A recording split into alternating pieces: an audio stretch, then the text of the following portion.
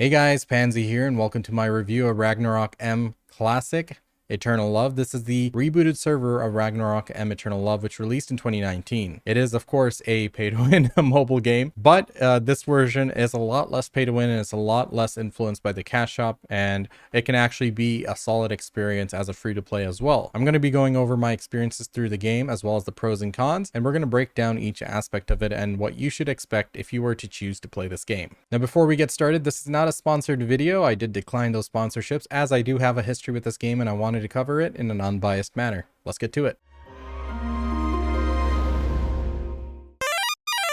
So starting off is the initial experience. We download the game. We have to download the game from the website, App Store, Play Store, wherever you're playing this game, but just make sure you're downloading the right version. I accidentally downloaded the one for C. They had the classic release, Ragnarok M classic release, a few months ago or a bit ago, where I accidentally downloaded that version. Some of my friends did as well, but there is a global website where you download the right version. Once you do download it, you log in, you get to create your first character. The character creation is pretty simple, not much customization. This game is more oriented around costumes and in-game items that alter the look of your character. In terms of hairstyles, eyes, and other things, there's not much options. It is a cute game though. It does look adorable and chibi-like. So all in all, you know, it's a straightforward experience for what you'd expect in a Ragnarok mobile game. Now, normally you just hop right in as soon as you made your character, but not me. No, I had to add a little twist to this one. Normally, I'd log into a game, an MMORPG, and just have fun. I love MMORPGs, but this one, I have a history with Ragnarok Eternal Love. I know how this game progresses and the type of content that it has, and it can be pretty difficult group content if you're not geared well, if you don't have brain cells. All in all, I knew that one of my bottlenecks was going to be, hey, I need a group to do this, and I'm not able to find a group. I did hear there was an AI teammate feature. When I last played it, we didn't have that, but I wanted to compare how that would stack up against me playing 6 accounts at once versus the in-game AI feature that they provide. So before we get into the game itself and my experience, let's talk a little bit about the features on the server that set it apart from the original. The original was a mobile game, Ragnarok. You know, what you'd expect. It had the full aesthetic of Ragnarok. You can look at it and say, yeah, that's Ragnarok, even though it is a modernized look to it. But it is a game which was pretty heavily pay to win. This server, the classic, is going to go a different route. A couple other games have done this, and one notably on my channel in my previous review. If you want to check it out, that was a review of Ion Ascend. They also went down this path where your progression is tied to currency, directly to the currency you earn in game. In this game, it's called Zenny. So with that Zenny, you're able to buy a lot of materials and items, which allow you to progress. You can buy items from other players through the marketplace, that is the exchange, which is a regulated entity. You cannot freely set your prices, can't RMT and buy Zenny from other players. You can't move currency between your accounts. It is very difficult to do so. I actually managed to sell one item to myself. Haha. But that was actually because I needed that item. So I got lucky there. You know, it's one of those things that it is a regulated game where you're going to be restricted in certain aspects of the game where you wouldn't in a normal MMORPG. So that is actually the primary feature of this game, that is going to be progression based on in-game currency and in-game play rather than your wallet. However, do note this is a mobile game. This does have pay-to-win features, and it does have an infinite currency you can buy with as much money as you want if you're willing to swipe it. So with that being said, as a free-to-play player, you can progress through it in a fairer manner than the original. But at the same time, do note it is the potential of pay to win in Wales, as with any MMORPG and mobile game. Now let's get into my actual experience. So allow me to introduce you to the roster. We have my main, which is going to be a priest named Indigo. And then we had the alts. They were named minions 1 through 5. So the breakdown with the classes is as follows. I decided to go with 2 mages first. I like mages generally.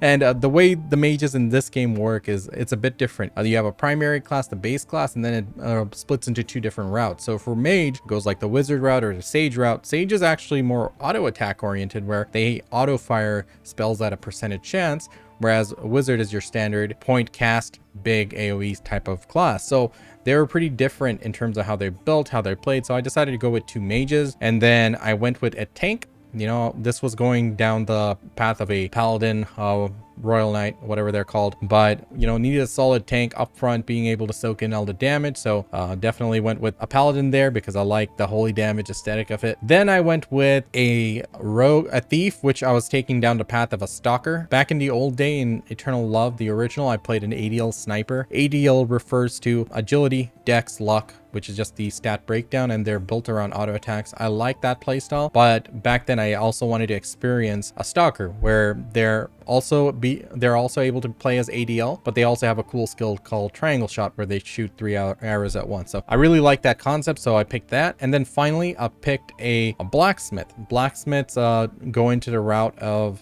one class I really wanted to play, that was mechanic. So that filled up my 6th slot. So they have a bit more unique skill tree. They have some side things such as more currency from mobs and cheaper prices at NPCs and things that will help you save money in the game. And since this is a Zenny server, that is the in-game currency, all the progression is going to be built around in-game currency items. I figured that would be a good option as well. So this is the breakdown of my main, that is a priest, as well as the 5 minions. Now I know what you guys are thinking. When you look at a video like this and there's a content creator playing 6 accounts at once, you might think that's the most efficient way to play it. And if you want to be competitive in this game, that's what you got to do. That is completely wrong. This is absolutely unnecessary. I'm just doing it because I'm a content creator who wanted a meme on my stream, which I got some good laughs out of their reaction with me playing 6 accounts at once, but it is not necessary whatsoever. Furthermore, you cannot trade currency between your multiple accounts. I cannot funnel all the money from my alts into my main. I could perhaps put up an item on the marketplace, which I was able to sell one item from one character to the other because I actually needed it for that character. But in order to transfer mass amounts of wealth, it is very difficult, very inefficient. You'd have to find some really obscure item that no one is selling, acquire it on your main, and then sell it to your alt. So it's a very difficult way to do it, and to acquire it, you have to get a random drop of it. Otherwise, it defeats the purpose. You cannot set your price. So this is not necessary whatsoever, but it was fun. There were certain things that I was able to do better than other players in terms of progression. Now, I did hit a wall at some point, but we'll get more into why I hit the wall. But first, let's talk about the gameplay loops. So leveling up was a pretty simple process. We started off in a map right next to Prontera, which was called Prontera South Gate. And over here, we do some initial quests. We just go around, kill stuff, pick up stuff, equip stuff, you know, the usual shebang. And it was a pretty pleasant experience. The aesthetic of the game and the starting zone was pretty cute, so I really liked that area. So all in all, it was a fun little experience. You're going to be doing that all the way through until you get to the main town, Prontera, and you just follow the main story quest line. Once you're there, you'll follow the main story quest line a little bit more, and then eventually you'll get to the adventure headquarters, where you'll do your first job change, where you'll be selecting the classes. Well, I selected the classes of me and my minions. You'd be selecting it for yourself and your main character there. So you get a choice from a lot of classes, but I won't be going into depth of each one because I personally haven't played each one. I've only played the ones that I made so far, as well as the sniper back in the old day. However, they do play pretty well. They are pretty cute. Some of them have a better time early game. Some of them have a better time late game, but this is important for me to note. It doesn't really matter about efficiency and DPS anymore in this server. One of the changes they've made is how you're daily locked in the game. The original game allowed you to grind for a certain amount of time. I think it was about 360 minutes, and then you can use a chain, this one consumable item, which would double the rate at which it was consumed, gave you double the XP as well as double the loot. In this game, they changed it. Instead of time-based, they made it per kill based. So it doesn't matter how slowly you kill a mob. And since there is offline grinding, you don't even need to leave your computer or PC or your mobile device on, so you can just, you know, anyone can grind efficiently, so to say. We'll talk about how to grind efficiently later on, but that's an important thing to note because we're going to segue into your daily gameplay loop, because this is all a part of that. So once I selected the classes for each of my minions and my main, I started to get on with the quests. So as a part of your daily gameplay loop, you're going to be doing quests. That is going to be your main story quests as well as side story quests, but prioritize the main story quests first. Then you will do your daily grinds. You want to make sure you are able to consume all of your daily grind time every day. So whether you have quests left over or not, it doesn't matter.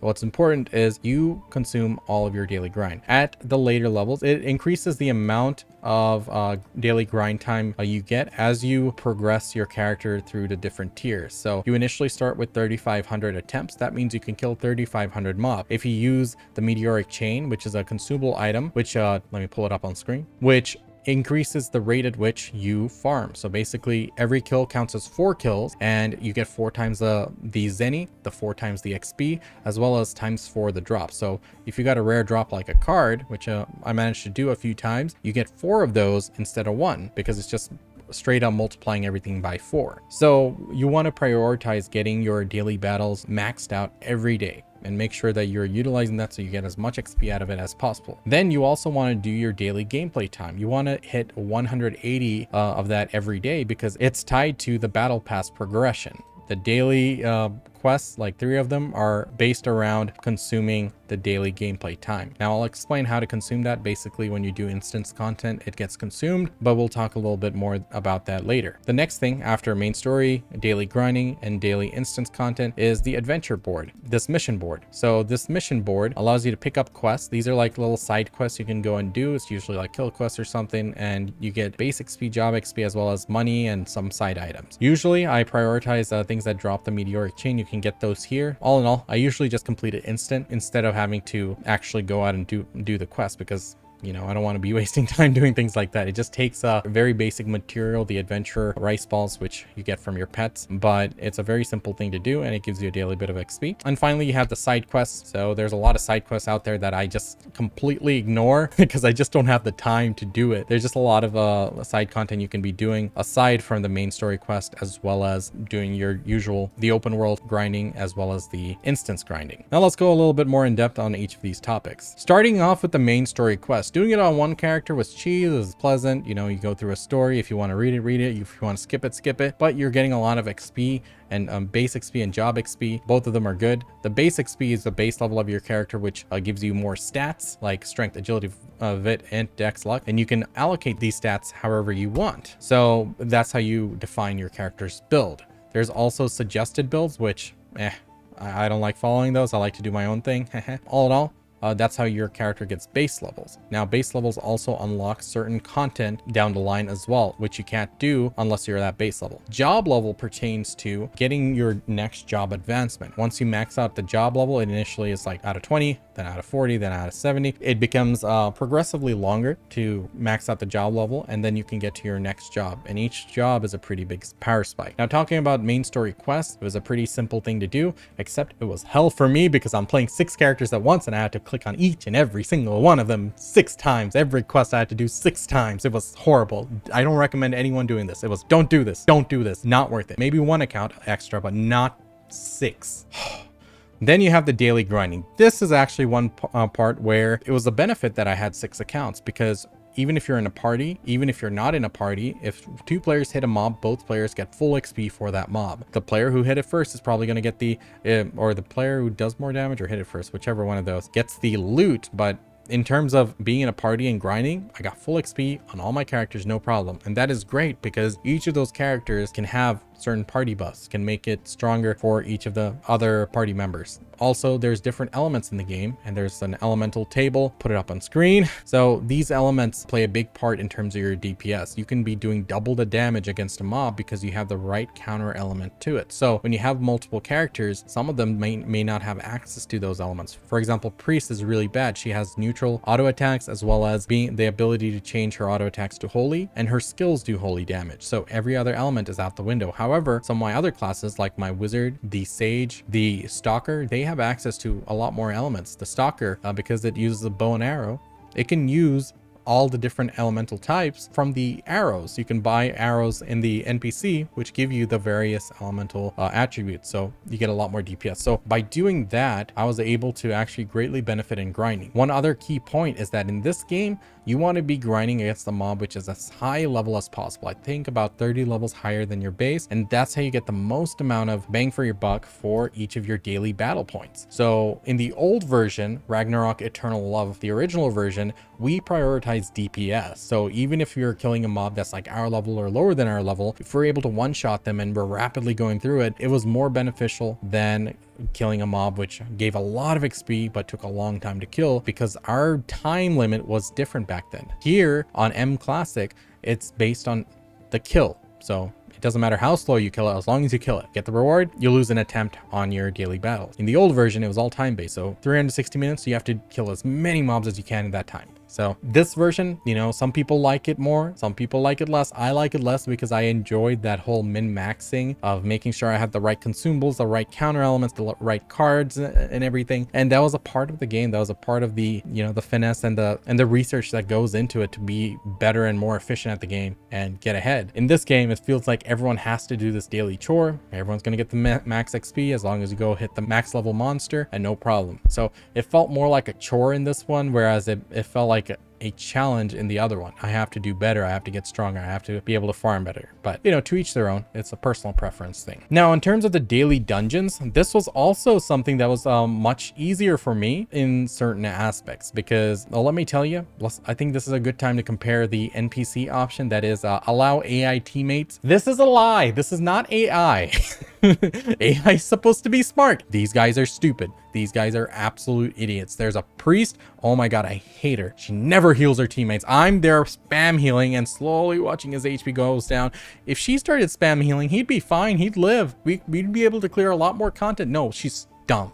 And you know how dumb these guys are? When you're using these AI teammates, they're set to fall on you. If you're not attacking, they're not attacking. So if you want to go and reposition yourself on the side as a priest like me and then heal people and be strategic so you're not caught in the CC and the AoE so you can keep everyone else alive, nah, they're gonna follow you.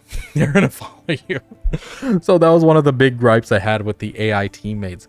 They were a lot better geared than my alts though. However, my alts, I could go to each and every one of them in each of the windows, change their elements, change their auto skill routine and everything. So if there's a certain elemental boss that we're fighting, I can adapt my team to fight them. And that way it was also a benefit. So while grinding, I had more power, you know, we were all able to grind together. While grinding in a party, you all get the loot. You all get max XP and you all get a roll on the loot. You're not going to get the same loot, but everyone rolls for that loot on the same mob. So it was a very good thing that I had my full squad here, but it was completely unnecessary. Even if I had just one alt or two alt, that would have been more than enough. So ideally, if I had to play this game again and played it like a main game, I'd play it with my main priest and then I'd have an alt which had a lot of different elemental variety to play, like an ADL sniper or a stalker. Those would be pretty good. My priority would probably be a stalker, but not necessary, but it really did help me out. So in terms of the progression, in terms of the dungeons and stuff, I had a pretty good experience going through the initial dungeons and being able to clear things pretty easily on my squad, my main and the 5 minions. So it was a pretty good experience, but if I had a full group of players, they would have been stronger. They could all individually just spread out and play as efficiently as possible, use the right elements on their own, not have me waste so much time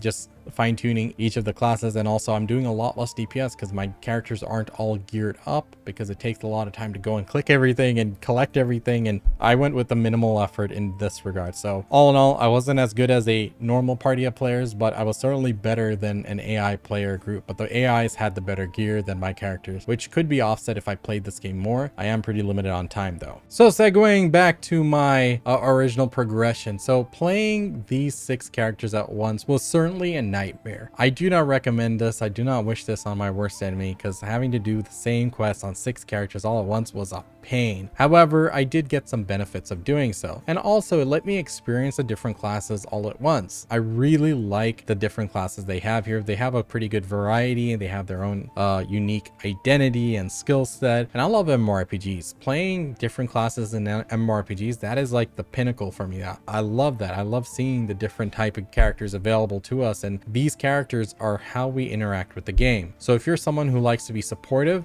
well, you know, you can play a priest, you can be a healer. Even without having to heal, you can be a battle priest. You can build it in multiple different ways. You know, there's one way which is going through full magic attack with a staff. Another way uses a mace and does straight up melee damage. Also, for like other classes, there's a lot of variation to them as well. As I mentioned in the past, where I played an ADL sniper, I could play my stalker that way as well, or I can put my damage and focus into his main skill, the triangle shot. So there's a lot of variation, which I thought was pretty cool. It's not too much much variation, but for a mobile game, I think it's a pretty good amount of variation. So all in all, the experience was definitely an interesting one, especially people seeing me in the open world and messaging me saying like, dude, what the hell, are you botting? Like, no, I'm just a masochist. But all in all, it's a pretty good experience. PvP was not really beneficial because all my characters were weaker than the average player. So unfortunately, I didn't get any good clips of me going around with an army and just dumping on people. Is what it is. Gotta give and take there. And finally, I do recommend that you get into a guild. Join a guild. Join a real guild. Like, being a part of a guild will make your life so much easier. Me being a party of myself saved me some trouble. Like, I was able to progress pretty far in the Endless Tower all the way to like floor 40 with my 6 minions pretty easily. But at the same time, there's a lot of things I couldn't do well because I needed an actual party where people weren't stacked up on one point and taking all the AoE damage together. So in terms of progression of the game, you will eventually start seeing the superiority of real players who know what they're doing. Even if you're not going full sweaty learning mechanics and stuff, just at basic levels, don't stand in the red. Spread out, use your skills, use your supportive skills. Like, it's simple stuff. So definitely recommend being a part of a guild. Also, if you like PvP, there's some there's like 6v6 PvP. There's a classic mode where you're in a map, it's point based. There's also guild PvP, like the original large-scale PvP between guilds, which Ragnarok was always known for. So if you like that kind of content, I would definitely recommend being in a guild. It really helps. At the very least, make a guild by yourself so you can get your daily blessings and stuff. So there is some progression for your character tied in with the guild. So with that being said, don't be antisocial. Someone just zoomed by. What the hell was that? Now, what would an MMORPG be without gear progression? Now, gear progression in this game used to be really fun. Like, there was all the crappy gear, and then you slowly progress to getting better and better gear, whether it's through crafting, whether it's through drops, or you're buying.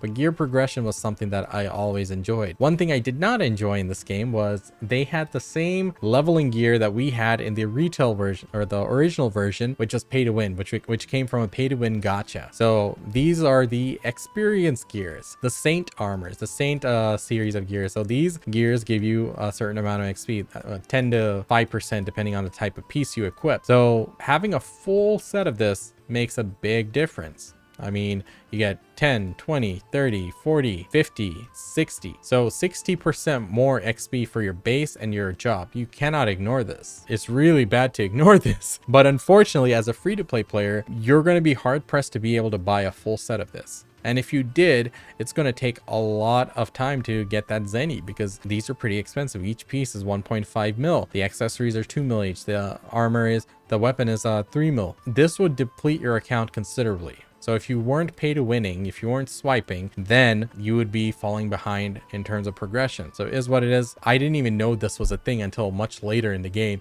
I didn't even know this was a thing for the first week because what happened was in the daily tab, if you go down to this button here, the build guide, it shows what everyone else is building for your class and gives a percentage of how many percentage of players are using that item. That's when I saw this on week 2. I didn't even know it was a thing.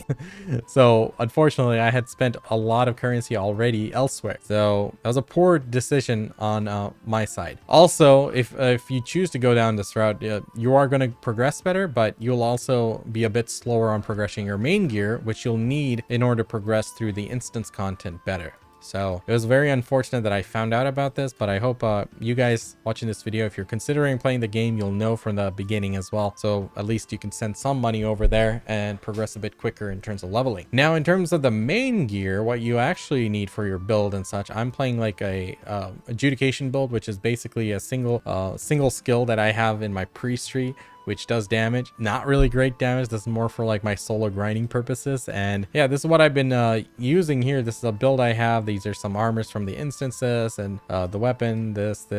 So all in all, you know, you slowly progress these gears. There's a few ways to fine tune the progression. So first thing, you'll notice some numbers on my items here. So there's an 86 here. That refers to how much money I put into it. So just hear me out. So basically, if you hit enhance and then the first tab is enhance, enhanced. So these enhanced levels, 74, 73, 73, 73, these directly correlate to how much money you put into the item. It's just a straight up cost of currency. In the original game, we were able to remove that currency from this items. I did not know that. So I spent a lot of money in this from the very beginning because I'm like, hey, we're going to have to do it anyway, and it's going to give me direct stats. But I thought I was able to remove that currency, but not in this version. So you just straight up just pay, it goes up a level. You get some stats. You just click the button, it takes a zenny, and you can even tap it to max level with just one button there, and the max level is going to correlate to your base level. So every time you go up in base level, you can increase the level of the gear, the enhancement on your gear as well. So by doing that, you know, you get base stats, and that does increase your overall power considerably compared to earlier levels versus later levels. Now, another aspect of the there's a lot of aspects here, so buckle in. There's refining. It takes refining material, and you can upgrade your gear up till +4. It's 100%, then it becomes 50%. There's a chance for it to downgrade, there's a chance for it to break. If it breaks, you have to repair it with a piece of the same gear. When you're doing these dungeon gear, however, if they break, it's okay, you just use another dungeon piece of gear to repair it, which is a lot cheaper and easier to do. Same thing with the saint gear, I believe. It's just your main gear which does get difficult, because some of these items are worth over 2 million, 1 million. Like this staff is 2.5 million, so I think the base version is around 2 million, so that's 2 million zenny just to repair it, and then you have to go through the RNG again. There is a chance to 100% enhance it or refine it with some advanced cost things. I haven't really unlocked it, only got one item here which boosts an item to level 6, but otherwise that's how you do it. You do it for all your pieces here. I haven't done it for everything because some of them require a bit more unique currency or are not able to be refined, but that is one of the progressions. Then you have the leveling. So if you click each individual item, there's certain upgrade attributes. There's Roman numerals 1, 2, 3, 4, and then you can upgrade it to a new form. So for example, the staff is going to turn into this purple one, which is, you know, dubbed as like tier 3, which is really strong. So that's kind of like the goal progression for each of these items. Unfortunately, I'm not able to buy some of these items because they're just not on the marketplace, or they're in open bet. Open bet means you have to go and bid on them against other players, and it's RNG chance of getting it. So this is kind of how you progress it through the different stages. You have enhance, which is just your zenny, throw money at it. Refine uses material to take it to higher levels and can break. And then finally you have level up, which will allow you to take your item to the final stage. So for example, if you have like the spearfish right here, this is the original spearfish. You see the cross multiplier, holy cross skill multiplier is 150%. Over here, it does change. Oh, whoops, I get it backward.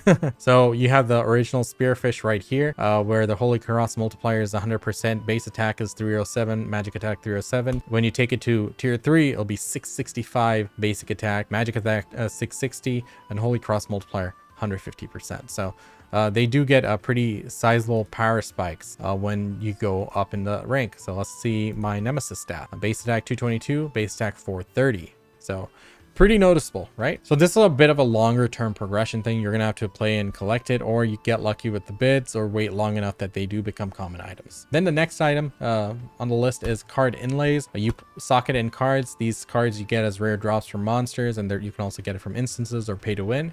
And you can just socket it in for these additional effects or stats. So one of these OP ones, I did a swipe on this main after I retired my minion army, just so I can enjoy the game in terms of what it's meant to be and catch up with the others and play some of the end game content. It was worth the little cost for me for the sake of this review, so I can pass on the knowledge to you guys. But one thing I didn't like was that everyone who swiped was able to get one of these really high-end MVP cards right off the bat. So a normal player, like the value of this card alone is 100 million. A normal player, for them to save up for 100 million, that'll take a long time, and that's 100 million, a lot of gear progression that they're skipping out on just to save up to be able to buy this. So it'll be a long time before a free-to-play player is going to be affording cards like this. Of course, it's not much use to me. I'm not really getting feared by anything much outside of a few dungeons, but you know, there's some people who got even more expensive cards as well. But good thing for free-to-play players is those people aren't exactly able to sell those cards. No one's actually buying them because it costs so much. But that's just one thing to know. To inlay a card, press inlay, press select, and then you can also unequip it and re-equip it whenever you want. It doesn't cost anything to do so. And the last bit of enhancement or progression thing that I unlocked on my account, I don't know if there's any other gear things later, but last thing I've done is gotten to the enchanting. So this adds a RNG substats to your character's gear. So if you go to any piece of gear, depending on which slot it goes, it could cost different base costs, and there's also advanced costs which will increase the lower limit of the attributes. So for example, let's try this out. We're going to hit re-enchant, and then it'll give me an RNG of new stats where I can select to take the new result or keep my old result. So hit that. Wow, it just maxed out attack. That was completely useless for me. So with that result, I will have to say no thank you. Just close out of there, and I'll keep my old stats here, right here. So that's how basically the different type of progression on your gear work. Certain gear, like I said, will upgrade to the next tier as you progress through. Like for example here, you can go and craft a holy stick at an NPC or something, and then you can upgrade it through each of the stages. So yeah, you can upgrade it through each of the stages, and at the final level you can upgrade it to the next tier. So this is tier 2, the Nemesis, the one I have, and then I progress it through. I got it through 4 stages. Now I'm waiting to get the material for the last stage, and then that'll take it to tier 3, the final stage. So that's how gear progression works. Your build is going to be defined by certain pieces of gear. Earlier I showed you the spearfish. That is a item specific to the paladins, because that's their skill that's being used as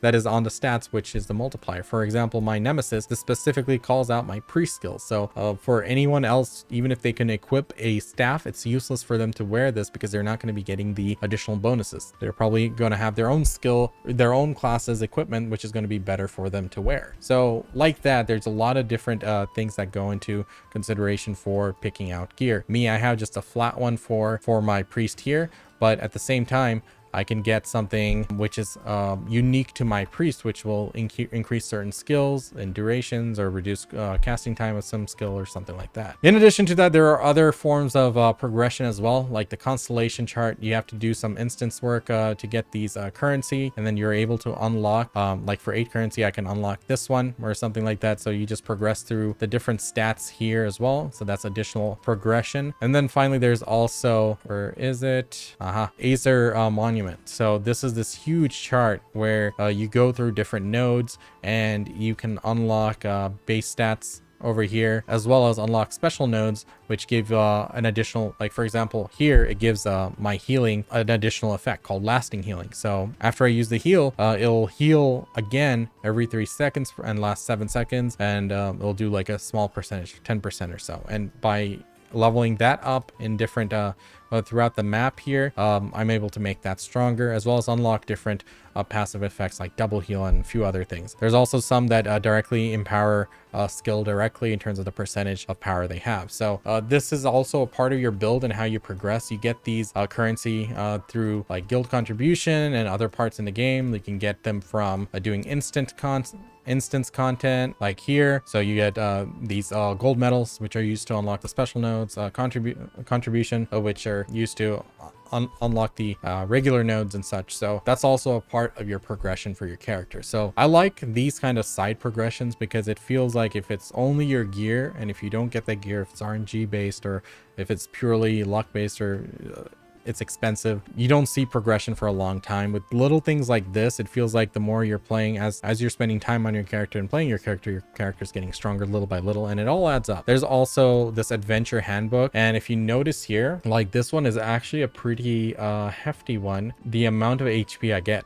So in this tab alone, I got 12,820 HP from this. If you look at my character here, her HP is 29,000. So 12,000 out of 29,000 is a pretty big chunk. And basically, these are all micro rewards for achievements and doing things like, over time, they start adding up. They start getting bigger, all these little things will add up. And then, some of them give a side bonus there, 60 HP, 120 HP, 120 HP, 180 HP. And little little things like that will add up over time. So as you play the game, as you progress through the game and unlock the different things, do different activities, you'll slowly be accumulating these as well. Yeah, there's a lot of different little paths of progression through the game, and personally I like it. I like the way that it is set up in terms of, okay, it's not just getting the best weapon, it's not just getting the best gear, it's not just enhancing, it's a little bit of everything. It can be a lot in the beginning for you to get the hang of everything, but you're not meant to know everything from day one. You slowly discover it as you play. Now let's address the whale in the room, that is the pay to win.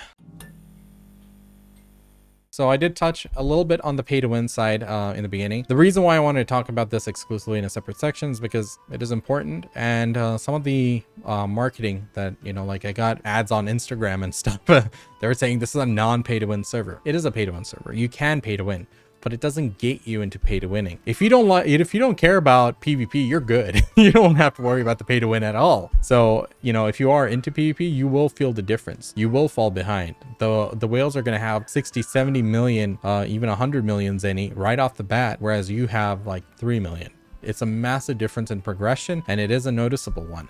It is pay to win, but I did swipe for my own fun and for the sake of having both sides of the story here before I start, you know, putting it into my review here. So, you know, you do get a lot of currency for pay to winning. It is a simplified version. At least it's not gacha like the original ones. In the original game, it was just gacha. Like, you wanted to get all the costumes which were best in slot for your character, your build, and you know, some of them were very hard to get. Like you know, I fell into the trap of it. I'll admit, I fell into the trap and spent like $500 on the game, and then I'm like, you know what, I'm never doing that again. I did eventually get my item, but I'm like, yeah, this is a bad habit. So, you know, that plus them selling like $10,000 $20,000 MVP cards and stuff, I'm like, we're good. In this one, there's no auctions and such. You do get those MVP cards through playing eventually, but of course the whales are gonna get it quicker. They can just buy it straight up, whatever. But you know, that's just how it goes with any MMORPG. Every game can be pay to win in one way or another, whether RMT or by the game's design. So these are the costumes. Like, you can just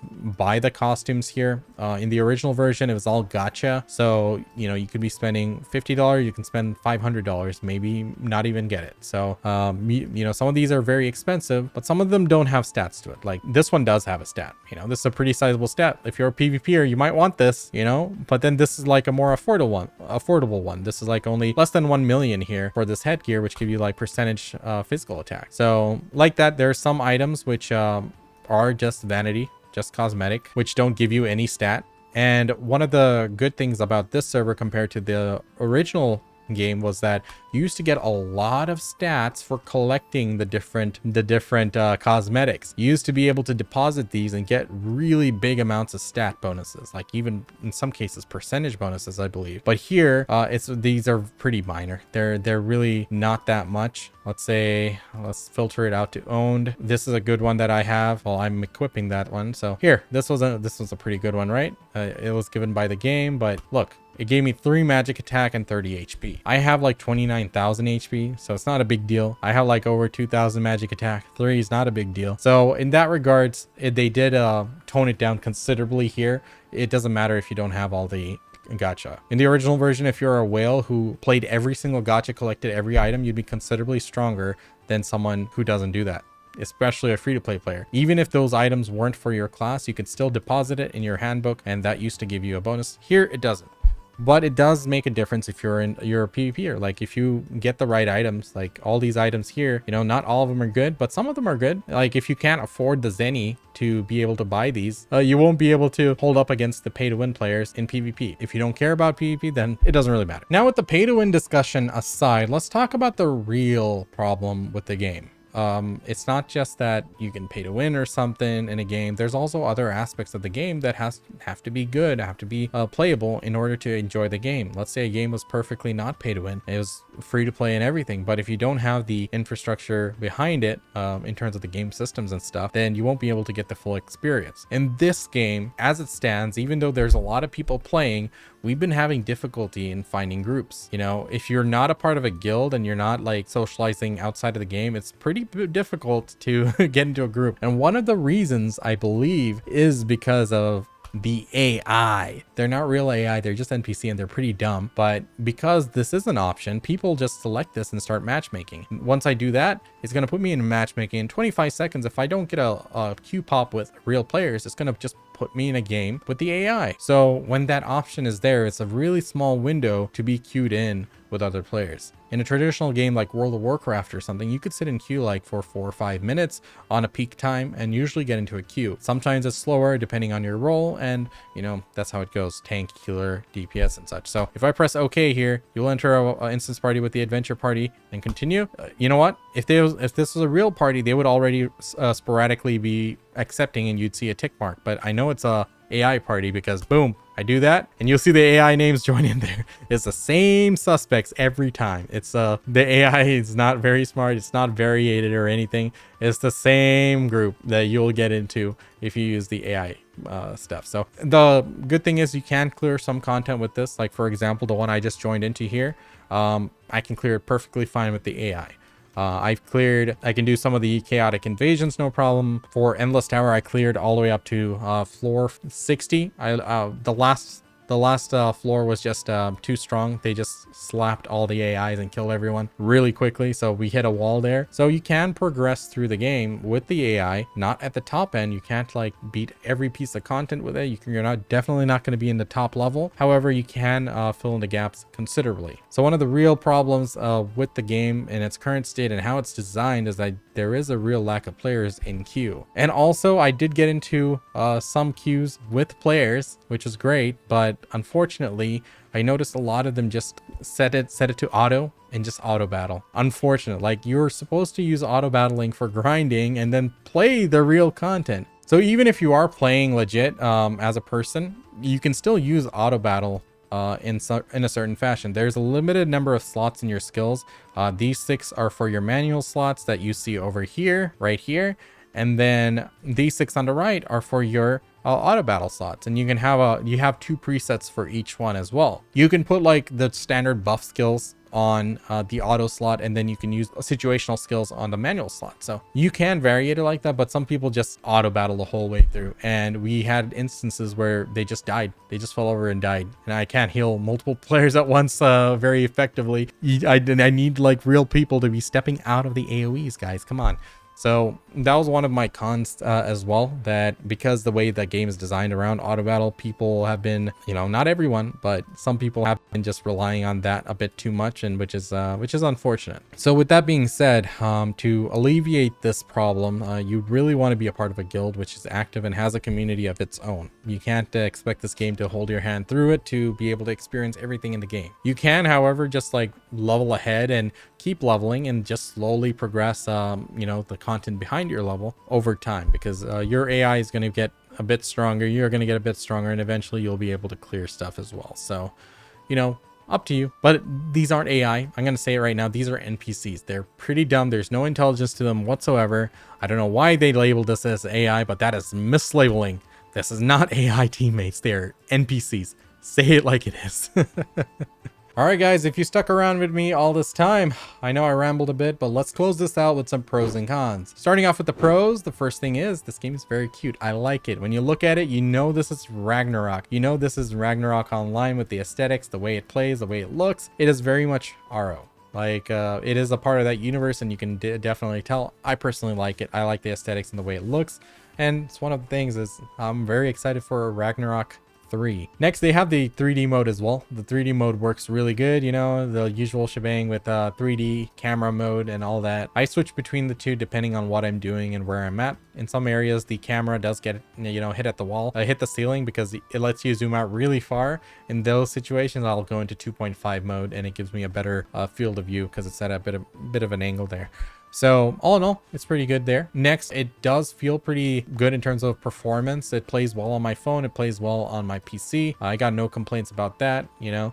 Only real complaint, actually we'll go into the cons, but in terms of the UI. It only goes up to 2K. There's no 4K mode. But yeah, all in all, it plays pretty good. Next, the progression is pretty decent. It's not terrible at all. I mean, in terms of like gearing up and such, if you're a free-to-play player, it's not bad. As long as you don't compare yourself to the whales, as long as you're not PvPing against them, then it's a pretty steady progression. You know, you do your daily stuff, you do your fun stuff, and over time you get drops and you accumulate things, and you'll eventually be able to progress your gear one step at a time. Since there's different forms of progression, you know, you'll be getting stronger little by little here and there, and all in all, it does feel like it's a pretty decent form of progression here. Then next, the grind is pretty chill. There's nothing that I have to really focus on that, oh man, I have to do this every single day, because you know what, I do have to do things every single day, but at least there's offline battle where I can just, you know, do my setting, and you know, I can just select which mob I'm going to be killing, hit the offline battle,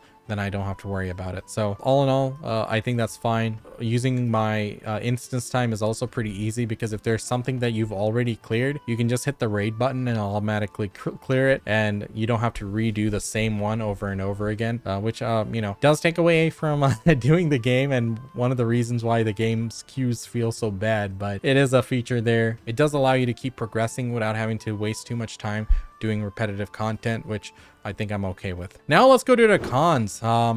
First and foremost, yes, it's pay to win. They marketed it on a lot of social media as like, this is the classic version of Ragnarok Online. It's not. It's the classic version of Ragnarok M. They marketed it as it's not pay to win. Wrong. It is pay to win, but reasonable, where it's not oppressively pay to win for a player. And look at this guy here. Look at this guy on my screen right now. You see that? He's on a mount.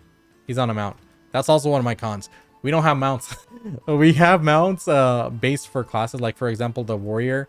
You know, they'll get their own class mount and they can run around on that. For the rest of us, after our free mount expires, we're all just running around on foot for the most part, until you get a pay to win mount, or you buy one for Zenny. You can buy this for like 23 mil on the exchange from other players, or you buy something else from the NPC, which can be pretty expensive. So that is actually one of my cons. I feel like if you're gonna give me a trial, give me, at least let me get a basic mount for free. Otherwise, don't give me the trial at all. I know the good life now. Why are you taking it away from me?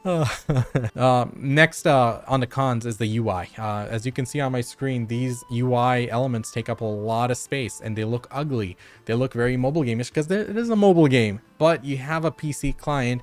Allow us to scale the UI, maybe move the UI elements around. If not, just scale it down to your resolution. Like, this is what it looks like at 2K resolution. Even if I scale it down to 1080p, it's just as big. Even if I stretch it out or compress it, it doesn't change the amount of real estate space on my screen that's being taken up by the UI, and I feel like it's a very it looks very obnoxious. Next, there's the usual mobile MMO bloat that you'll see with other mobile games. You see a lot of little event things and this and that, where you go in and get your daily stuff and go collect this, go do that, go this, and that is just too much. There's just too much of it. It's easy to do, it's not hard or anything, but it's just so annoying that everyone has, if everyone gets something, then it feels like, what's the point of even being there? You know, if it's a meaningful thing we're going out and doing, and then we're collecting a reward, sure, but this is just a bit too much. There's just too many little past things we're progressing through and trying to get through, like on a daily basis, or at least progress through little by little, and then the daily stuff, and it's like weekly stuff. It's just too many of those.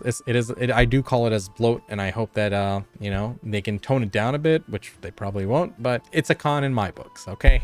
And finally, the last of the cons is time-gated progression. Like, nobody likes being time-gated, and time gating is such an ironic thing game companies do. I don't understand why they do it. They're like, oh, we don't want people to get burned out, but that's exactly what causes burnout. You feel like every single day you have to do it. You have to grind. You have to do your dailies. You have to log on and clear your adventure board. You have to go do all these things every day. You have to use your battle time, your gameplay time, and everything. That leads to burnout. That's something that actively promotes burnout, because then people feel like they cannot play the game as they want, and then they feel like they have to hit it. Weeklies are fine, at least, you know, within reason. Like, let's say there's a raid and it drops the best gear. You can only clear the raid once a week. Fair. Okay, this is a bit too excessive. I feel like this time gating of content is just such a negative aspect to MMORPGs. I felt a heavy load of those in modern MMOs, and I feel like good game design can offset the need for time gating or the fear of burning out the player base with too many things to grind. I think if these are the dungeons, let me go and do the dungeons as much as I want, and then I'll get geared, and then I'll be on to the next thing. That's my choice. Yes, the queues are going to be bad for other players who might come down like 6 months later or something, but that's always bad for them. Like right now with this whole AI matchmaking, a lot of people are just going in with AIs and trying their luck. So it's already not that great. And I feel like time gating is also something that's annoying. Well, guys, there we have it. We are at the finish line. Let's close it out with some conclusion and final words here. Do I recommend this game for a new player? Absolutely. I think it's a game that you can play and you can put down and quit just as easily. Like, listen, it appeals to some people. It's not going to appeal to others. If you like this cutesy anime stuff, if you're okay with the way the game is time gated and the way it's structured, it's actually a pretty decent experience for the free-to-play player. So if you are looking for something that you can play casually on the side and which is cute, which is RO aesthetics, I think this is a pretty good game. Are you looking for something hardcore and you can do like really difficult content with your friends and have some serious PvP? The PvP is going to dry up. Like, this is at the release stage, it's going to dry up, and I don't think this has super hardcore PvE content that you can really aspire to. There are difficult things where the mobs hit you really hard. You just have to gear up to a certain progression, but it does lack like some elements in an MMORPG. I wish they didn't do the AI thing with the bots and stuff, but they also restricted the game in such a manner to dissuade RMT and stuff. So that also took away from aspects of the game that, you know, you could have enjoyed. Like when you're done using your daily time, you could have, they could have allowed you to go out and grind cards by grinding out mobs. But, you know, this is an auto battle game, so that kind of would have flooded the market. They didn't want RMT. They wanted to have a, you know, restricted market. So they had to restrict certain aspects of the game. So unfortunately, it does take away from that. But overall, it is a pretty solid experience. You can come in, not spend a dime and leave as well. Like it's not a big deal. So I would recommend this. I'd probably say this is a 6.5 to 7 out of 10. I'd say 6.5 out of 10. I think that would be a fair assessment for this game for what it is. So with that being said, I hope you enjoyed this video. Like, comment, and subscribe if you did, and check me out at twitch.tv/ImPansy, where I stream. I also stream here on YouTube. And also check out some of my alt channels for some highlights and other fun stuff. That's it for this video, guys. Take it easy, and I'll catch you guys next time. Peace.